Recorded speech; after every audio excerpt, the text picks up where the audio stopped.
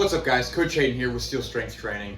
Today we're going to be talking about something that we've seen come up a few times in this current program, the Base Builder, and that is the relationship between RPE and percentage of estimated 1 rep max. So let's first break down the structure of the program. The first two blocks, we have an RPE structure where we're using RPE ratings in order to determine the load on the bar. So the first week for the main lifts, we have 4 sets of 5 at an RPE 6. And then we add a rep, not really regarding the RPE rating from those weeks on out. So then we do 4 sets of 6, 4 sets of 7, that's our peak. And then we go back down, we do 5 sets of 4 at an RPE 6, so using the rating again, and then adding reps until the end of the block. So then from there, when we move on to block 3, then now we're going to be using calculated percentages of estimated 1 rep max. And so I drew this as a pretty linear line because those AMRAPs at the end of those sets, if you look forward into the program or if you're already in this block right now, then you'll know that each additional rep that you do for that AMRAP, you're adding a percentage point to the next week.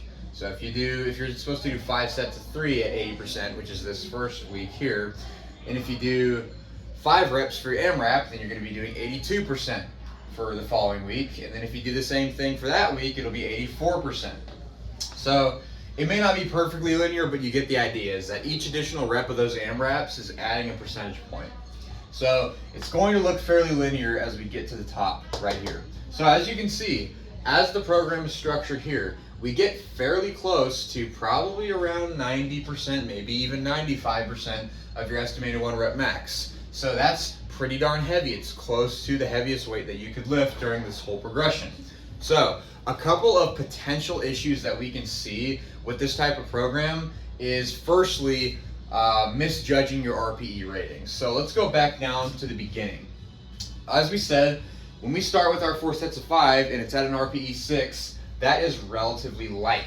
Now, I'll refer a previous video that we filmed a couple weeks ago, which was about the importance of correctly estimating your RPE ratings. Sometimes people can fall into either overestimating, which is way overshooting the RPE ratings, or underestimating.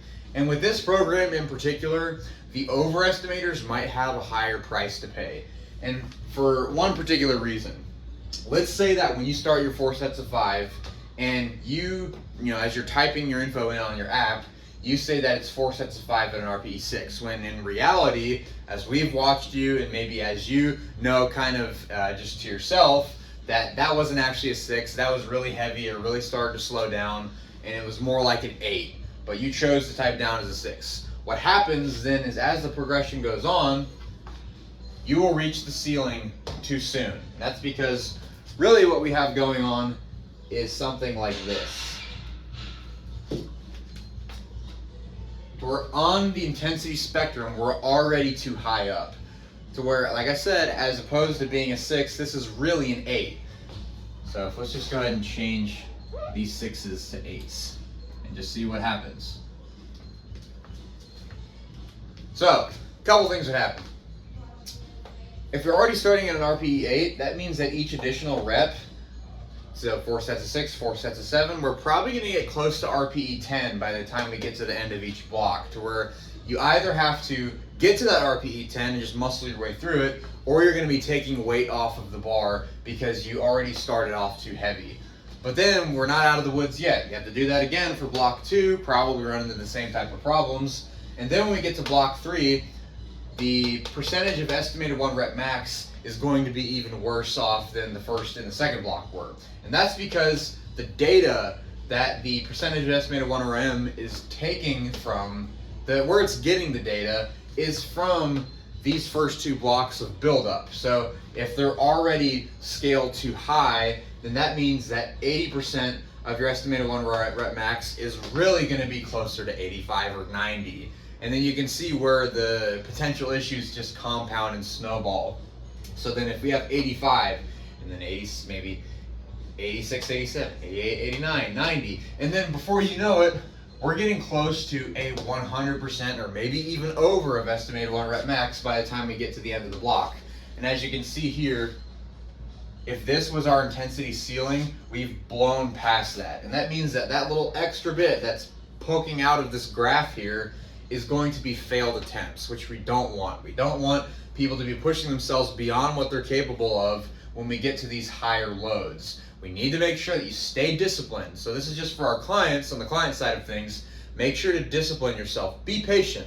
Trust the process. It's okay to start at a true RPE 6, even if the weight is relatively light. Even if you're subconsciously telling yourself, I can lift more than this. That's okay. That's because we're going to build up to those heavy loads that we know that you're capable of. And for coaches, make sure that you're watching for this. Make sure that you remind your clients to stay at the correct RPE rating, because the scaling up, the progression doesn't work if we start too high. That's pretty much it for today's video. Just wanted to cover the comparison between RPE and percentage of estimated 1 rep max, and just how important that relationship is for the progression of this program. Thanks for tuning in. Catch you guys next time.